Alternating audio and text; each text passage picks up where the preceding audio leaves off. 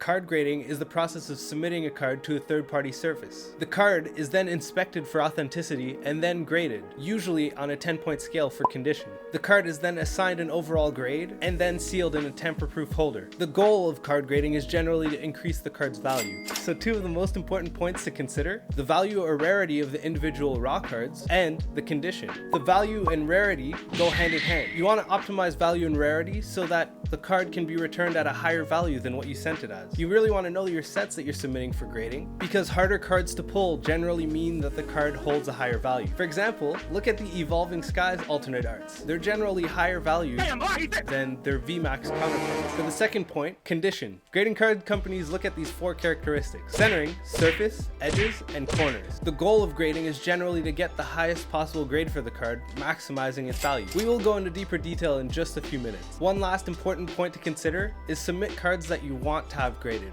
cards that you want to have immortalized, childhood cards that just hold high value to yourself, or cards that are just your favorite, regardless of the value or condition, because it will immortalize them. Now, I personally don't have too much experience submitting cards for grading, so I brought over my good friend at Cars and Cards, who has a ton of experience submitting cards for grading. Choosing your grading card service is the first step in getting your cards graded. My name's Donnie. I'm the owner and operator of carsandcards.com, and we specialize in selling Pokemon graded cards, raw cards, as well as sealed product. One of the biggest aspects of choosing a grading card company is your expectations of what you want out of the grading service that you're paying for. The best place to find that information would be on the company's website directly. For example, every grading card company will have their standard of grading posted on their website, where you can look up that information to know exactly what each company is looking for when they're grading the cards. How to send out cards. There are two ways to send out your cards: either sending them out yourself through the grading company's website directly, or sending them through a middleman service.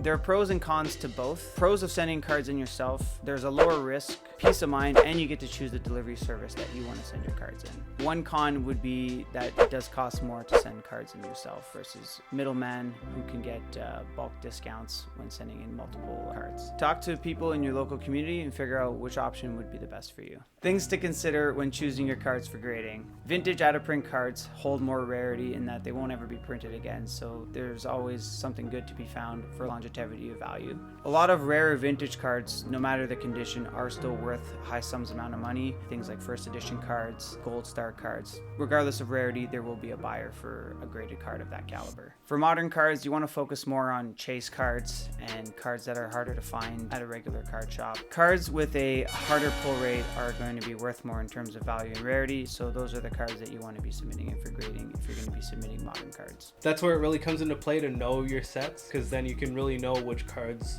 will be worth submitting to grading.